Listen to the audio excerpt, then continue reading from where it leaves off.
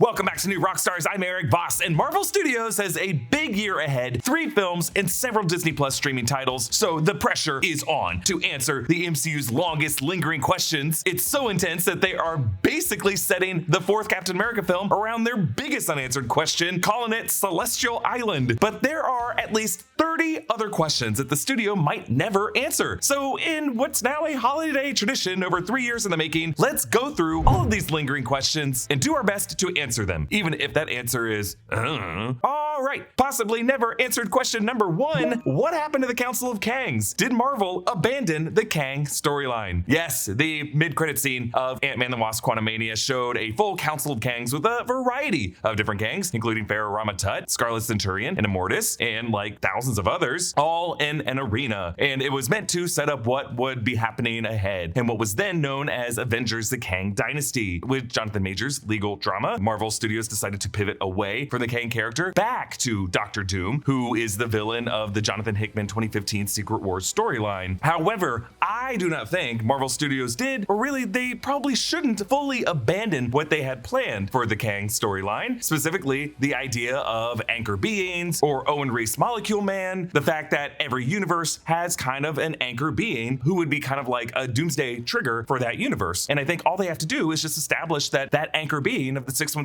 MCU was Victor Timely. But all of this is to say there is a full story out there of the Council of Kangs and timeline manipulators that could still be intact from the logic of the Loki series. And all they really have to do is just establish that Robert Downey Jr.'s Doctor Doom could be someone who basically overthrew whatever that empire was. And that all of these different Kangs had already done stuff to entangle the multiverse. And that Doctor Doom is just gonna raise through all of it. So rather than make it Kang Prime who would be doing that, they could just make it God Emperor Doom doing it. All right, question 2. Every post-credit scene since Endgame. Someone here is just generalizing that all of the post-credit scenes we have seen ever since Avengers Endgame have been unresolved. It's somewhat true, but let's go through every post-credit scene literally since Avengers Endgame, starting with 2019 Spider-Man Far From Home. We had a mid-credit scene in which Peter Parker was being outed by J. Jonah Jameson, played by J.K. Simmons, on the news media, and then a post-credit scene in which we met 2 Skrulls who were filling in for Nick Fury and Maria Hill while Nick Fury was on a Skrull space station. Both of these were resolved. The mid-credit scene in Spider-Man No Way Home and the post-credit scene, arguably, in The Marvels. Black Widow's post-credit scene showed Val meeting Yelena at Natasha's grave. That was resolved in the Hawkeye series. The Shang-Chi post-credit scene featured Shang-Chi and Katie meeting Wong, and then Carol Danvers and Bruce Banner examining the 10 rings and how they were emitting a beacon. Okay, we gotta admit, this one has been unresolved, and we don't really know what is being summoned here. Some thought that it was going to tie in to the Marvels, did not end up being the case. Now, it seems like it might be tying in to something related to Avengers Doomsday, but we'll talk about the 10 rings more in a bit. The Eternals had a mid-credit scene showing Harry Styles as Eros, aka Star Fox, and then a post-credit scene with Dane Whitman meeting Mahershala Ali's Blade. Both of these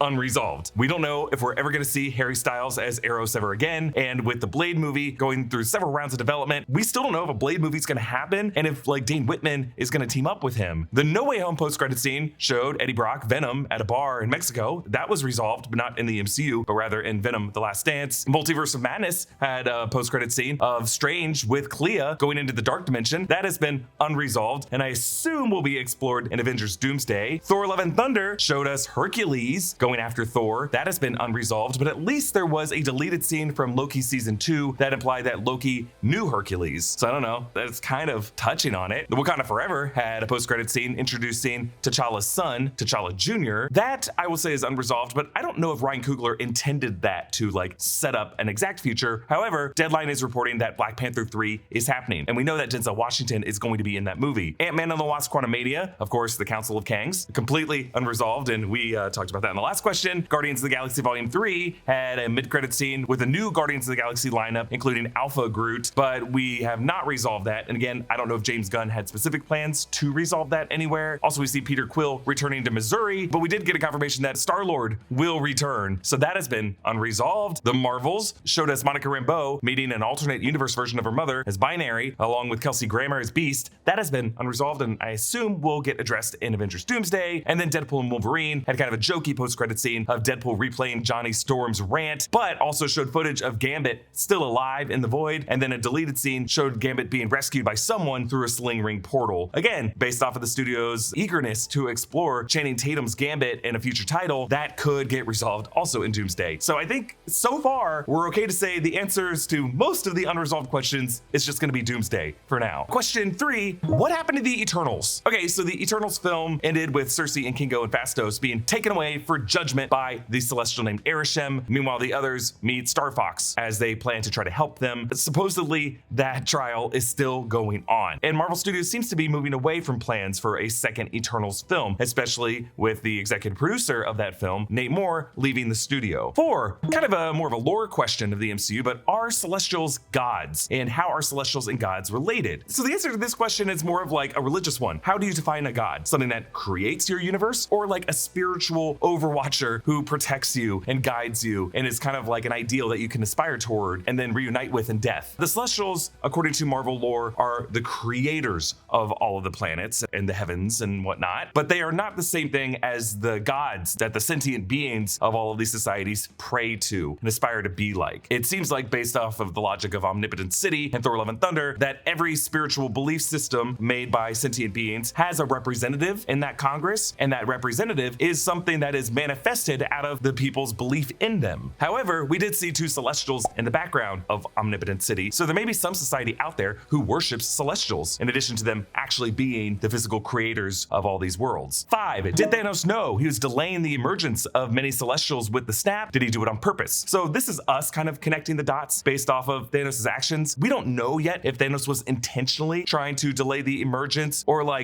pull a fast one on the Celestials, but Thanos was an Eternal in the hierarchy of beings in the MCU. He and his brother Eros were Eternals of the planet Titan. So we don't know if they had a similar relationship to the Celestials that the Earthbound Eternals had with Tiamat and with Arishem, but I think it's an interesting argument that Thanos might have done his actions in accordance with some fear of the Celestials, or maybe to flip off Galactus. All right, question 6, what's going on with President Ritson's war against extraterrestrials on Earth, including the Skrulls? So this was established at the end of Secret Invasion, based on the President in Captain America: Brave New World being President Ross. I don't think they're going to address that at all. I think most of the loose ends from Secret Invasion are going to be left as loose ends. Question 7, how did Rocket/Nebula get Bucky's arm? How does Bucky get it back? So this comes from the Guardians of the Galaxy holiday special that we saw back in 2022, in which Nebula gave Rocket Bucky's arm as a Christmas gift to pay off his long-awaited desire for this arm that he mentioned in Infinity War. How much for the gun? Not for sale.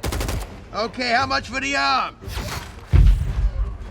Oh, I'll get that arm. James Gunn never really gave an answer as to how Nebula got the arm, but implied that she must have gone to Earth at some point, and it was suggested that James Gunn might have done this as a bit of payback for Marvel Studios changing some canon details about the Guardians of the Galaxy. For example, Peter Quill's mask, which was destroyed at the end of Guardians of the Galaxy Volume 2, but then returns in Infinity War and Endgame, just for Gunn to have to kind of pivot awkwardly when he came back for Guardians Volume 3. Now in Thunderbolts, we see Bucky has that vibranium arm back. There's a trailer shot that shows it in the dishwasher. I do not suspect Thunderbolts to address the Nebula Rocket detail at all. I just think there is a division between the people who make these films and what they consider to be random things that happen on Disney+.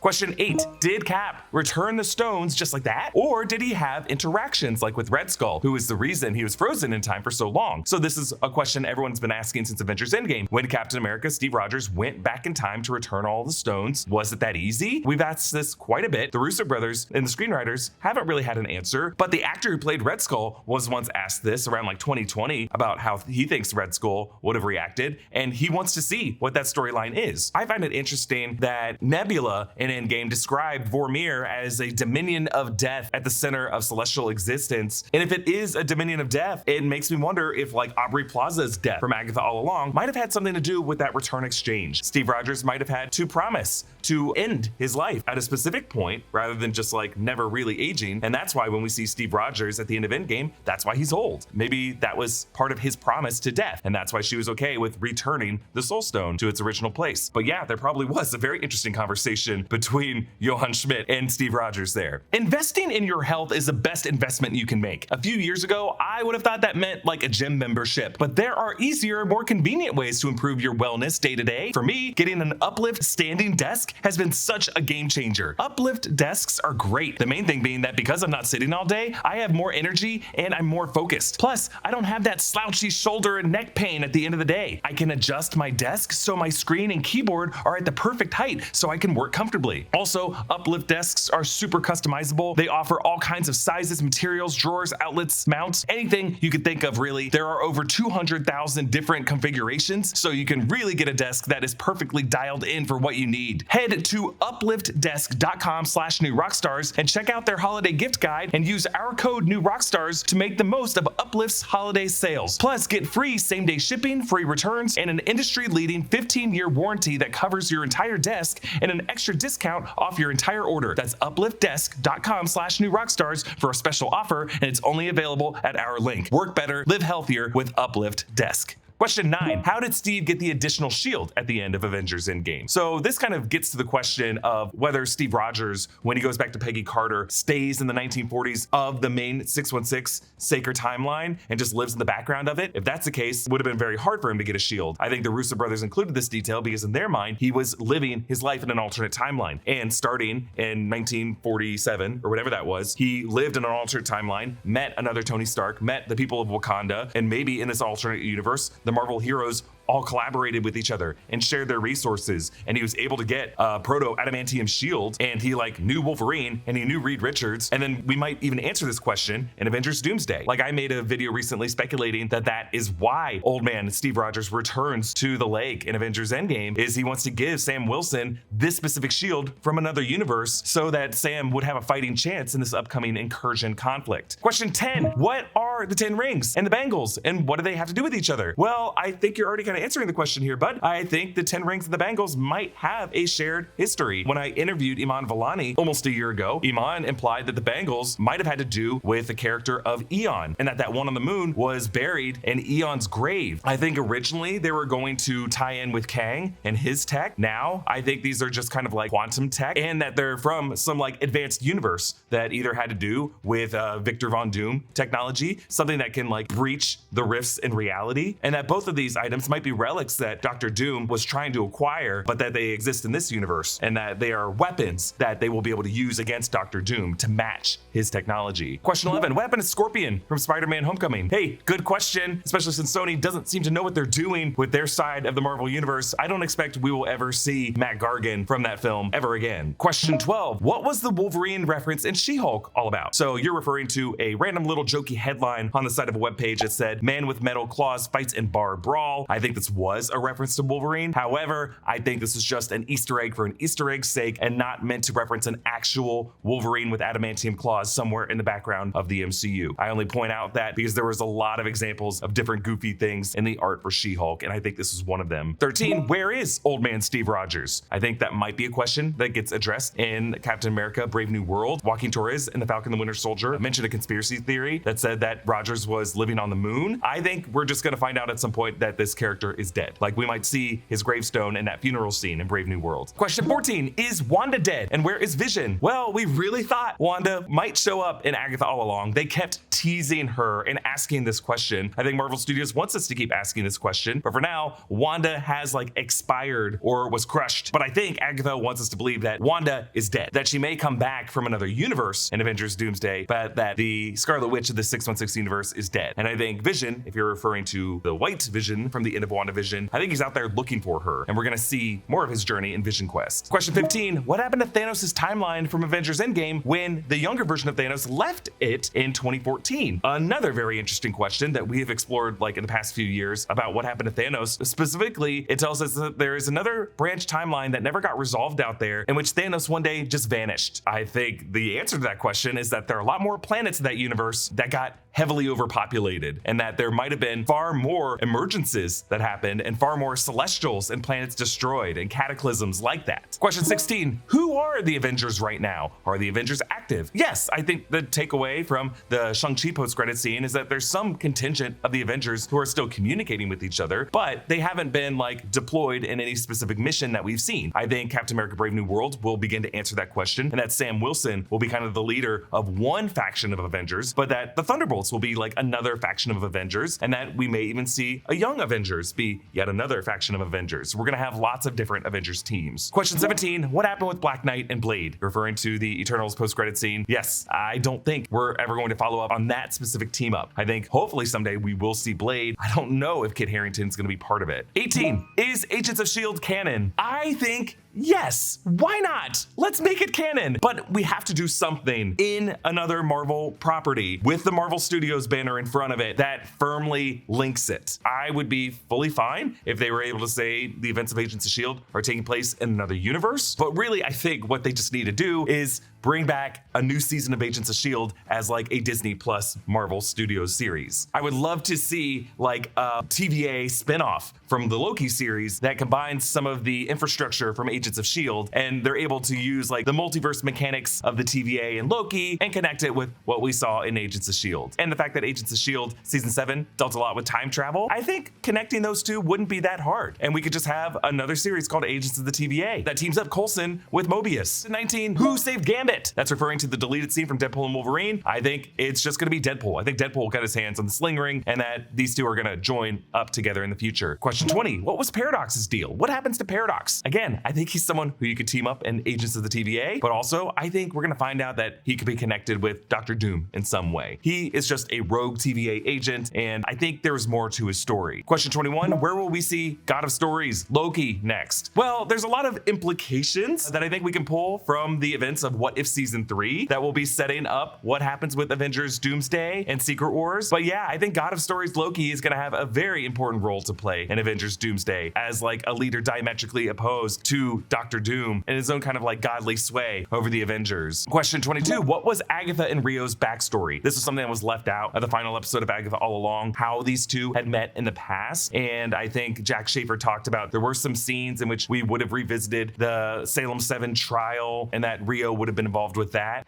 Heard you guys were having a party. Really, I just think these two met as a result of Agatha, as a young girl, was interested in darker secrets that her mother Evanora wanted to tell her, and that Rio presented herself as a possible way to achieve more power. Question 23, did Death meet all of the characters who have died in the MCU, including Tony Stark and Natasha and Gamora, Thanos, Aunt May, etc.? Yeah, I think so. I explored this in another video, and specifically, there is just a little moment in Avengers Endgame when Tony Stark dies and he looks off to the side, and I think he could be looking at Death in that moment. I think that was the implication from Agatha All Along. Question 24, where is Tommy, Billy's brother? Another unresolved question from Agatha All Along that could get explored in Vision Quest. But yeah, there's some kid in a swimming pool out there who is drowned nearly as a cruel prank by some other kids. And that is the kid who Tommy's soul went into. And we know that kid, whoever he is, does not have that great of a life. Question 25, who sat in the 7th chair on the Illuminati dais in Multiverse of Madness, based off of plenty of deleted scenes and interviews with Josh Horowitz and Daniel Craig? I'm pretty sure it was Balder the Brave, who got a little cameo mention in Loki season 2. Why'd they include Balder? No one's even heard of him. Sure they have. Balder the Brave. Thor's half-brother, and they did shoot a scene in which the Scarlet Witch killed Balder the Brave with an alternate version of Mjolnir. It is weird that they left the seat empty though in the movie. I think this shows how far they got into post-production and different elements were still in play. Question 26, when was Rhodey replaced with the Skrull? Well, a deleted scene that was included in the Falcon the Winter Soldier Steelbook actually gave us some further insight into when exactly Rhodey was swapped, and that it happened after Endgame, despite the showrunner of Secret Invasion saying that it happened sometime around Civil War. Question 27, where did the giant Thomas the Tank Engine from Ant-Man go? A wonderful question. I love this question. Two options. Either A, it was shrunken down with Pymtech and just kind of turned back into a toy. That's a simple explanation. Other explanation is that maybe Department of Damage Control got there and just took anything that was crazy and Avengers related, and that somewhere in DODC storage is a giant Thomas the Tank Engine toy. Question 28, what happened in Budapest? Just like Budapest all over again. You and I remember Budapest very differently. This was a question that we thought would be resolved in the Black Widow film between Clint and Natasha, and I don't think we'll ever see exactly what happened in Budapest. But these are two assassins who were on some mission where some shit went down and they were just in some kind of shootout. And I kind of like never knowing what happened in Budapest. Question 29, who were the humans who killed Drunk Wolverine's X-Men mentioned in Deadpool and Wolverine? And then one day, while I was off on my own, the humans came. and went mutant hunting. Again, I don't think we'll ever see what happened when those humans attacked the expansion, but I think it was the Friends of Humanity armed with Sentinel technology, because the Friends of Humanity generally aren't powerful enough to kill the X-Men. The X-Men are pretty powerful. They'll need to have some kind of backup from Bastion, maybe with some Sentinel technology. But yes, I think it was Friends of Humanity or OZT with Sentinels. And question 30, is Marvel just gonna ignore the fact that Robert Downey Jr. is still the face of Tony Stark in our eyes when he shows up as Dr. Doom? Or do they have something planned for that? I've made a number of videos on why they're bringing in Robert Downey Jr. other than the fact that he's a very powerful box office figure. I think the fact that Chris Evans is coming back in an alternate form as well in Avengers Doomsday tells us that there are other universes out there where the actors we know from the Infinity Saga are playing different characters in those universes. That's gonna be like a game that they kind of play in this movie, and they really just want to do it so that we can have these powerful reunion moments where Peter Parker, Tom Holland, reunites with Robert Downey Jr.'s character in this movie, but he's just playing a different person, and just that kind of creepy facial blindness that just disrupts him is gonna be something that he has to work through. Hey, comment down below with your thoughts, and also you can support New Rockstars additionally by joining as a member. There's a little join button by subscribe. You can click that and you can see the different options of ways you can support us. Please and thank you. Follow me at EA Voss. Subscribe to all 3 channels in the New Rockstars network for breakdowns and news coverage of everything you love. Thanks for watching, and I'll see you next time. Bye.